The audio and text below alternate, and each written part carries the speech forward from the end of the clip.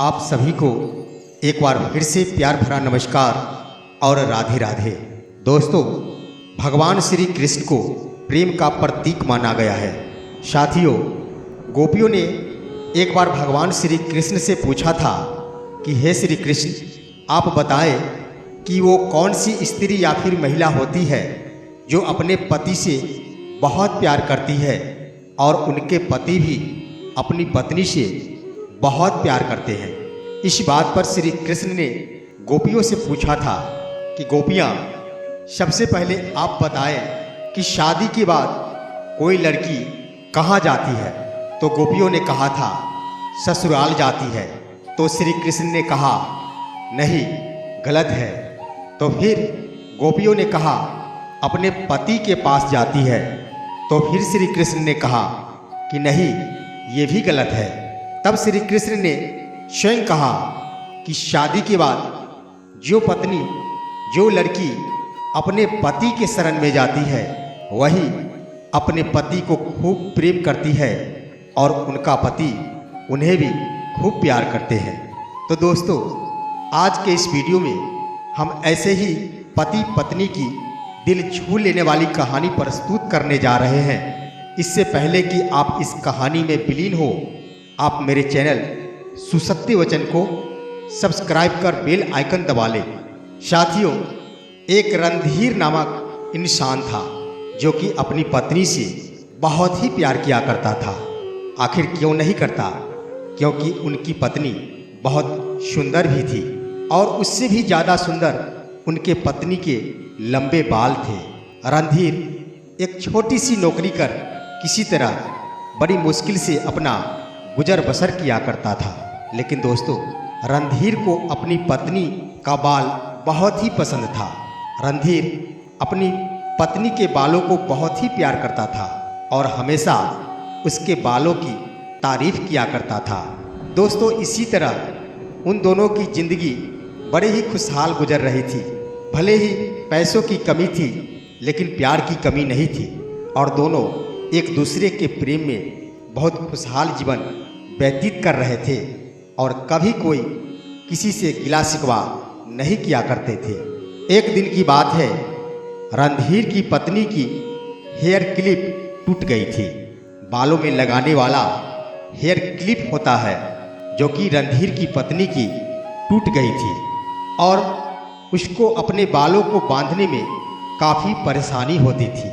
रणधीर की पत्नी रणधीर से बोली कि मेरा हेयर क्लिप टूट गया है, कृपया आप मेरे लिए एक हेयर क्लिप खरीद कर ला देंगे। लेकिन दुर्भाग्य की बात है कि उस हेयर क्लिप खरीदने के लिए रणधीर के पास पैसा नहीं था।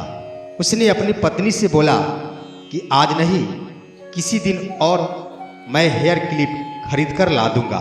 दोस्तों, रणधीर की पत्नी का नाम सुहाना था। सुहाना बोली कोई बात नहीं है, दूसरे दिन ही ला देंगे। एक दिन रणधीर अपने काम से वापस घर आ रहा था और उसके मन में यही बातें बार बार उपज रही थी कि मेरी पत्नी ने मुझे हेयर क्लिप लाने के लिए कही है और मेरे पास पैसे नहीं है। और उनको बार बार यही सताती, जिस बालों से हम इतना प्रेम करते हैं उसको संभालने के लिए क्लिप की आवश्यकता है। और क्या दुर्भाग्य है कि उस हेयर क्लिप को खरीदने के लिए मेरे पास पैसे नहीं है। काम से वापस आने के क्रम में रणधीर ने देखा कि एक दुकान पर पुरानी घड़ी कोई खरीद रहा था। यानी पुरानी घड़ियों के खरीदार अपना स्टॉल लगाकर बैठे थे और जिनको भी आवश्यकता होती थी वो अपनी पुरानी घड़ी को वहाँ पर जाकर बेच लिया करते थे। रणधीर ने भी सोचा कि क्यों नहीं आज अपनी पुरानी घड़ी इसी समय बेच दिया जाए और उसी पैसा से अपनी सुहाना के लिए हेयर क्लिप खरीद लूँ। आज हेयर क्लिप देखकर मेरी सुहाना बहुत खुश हो जाएगी। यही बातें सोचकर रणधीर बहुत ही खुश था और सोच रहा था कि सचमुच सुहाना आज बहुत खुश हो जाएगी। और रणधीर ने वही किया। उसने अपनी पुरानी घड़ी को स्टॉल पर बेच लिया और उससे जो पैसे मिले उससे अपने पत्नी सुहाना के लिए हेयर क्लिप खरीद लिया।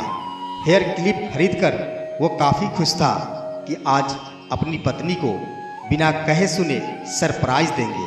और वो हेयर क्लिप लेकर रणधीर अपना घर आया। घर आते ही उसने देखा कि सुहाना ने अपने बाल कटवा दिया था। ये देखकर रणधीर को बहुत अफसोस हुआ कि मैंने सुहाना के बालों के लिए हेयर क्लिप लाया था, लेकिन आज तो सुहाना ने अपनी बाल ही कटवा ली। साथियों, उस दिन रणधीर का जन्मदिन भी था। इधर सुहाना ने सोची कि आज मेरे पति रणधीर का जन्मदिन है। इस जन्मदिन के अवसर पर हम अपने पति को क्या सरप्राइज भेंट करें, क्या गिफ्ट दें। इसलिए उसने सोची कि क्यों नहीं अपने बालों को कटवाकर उसे बेच दूं और उसी पैसे से हम अपने पति को जन्मदिन के अवसर पर सरप्राइज भेंट कर दें। और सुहाना ने वही किया। उसने बाल बेचकर जो पैसे मिले थे उससे अपने पति के लिए उसने घड़ी खरीद ली। उसने रणधीर को वो घड़ी गिफ्ट दिया और जन्मदिन की शुभकामना दी। उसके बाद रणधीर ने सुहाना को वो हेयर क्लिप दिया जिसकी वह मांग कर रही थी। अपने पति का प्यारा गिफ्ट देखकर सुहाना की आंखों में आंसू आ गया और उसने रणधीर को गले से लगा लिया। तो कहने का अर्थ है दोस्तों, सचमुच रणधीर अपनी पत्नी सुहाना से बहुत प्रेम किया करते थे। उनके पास पैसे नहीं थे, फिर भी उन्होंने अपनी पत्नी के लिए अपनी घड़ी बेचकर हेयर क्लिप खरीद ली थी।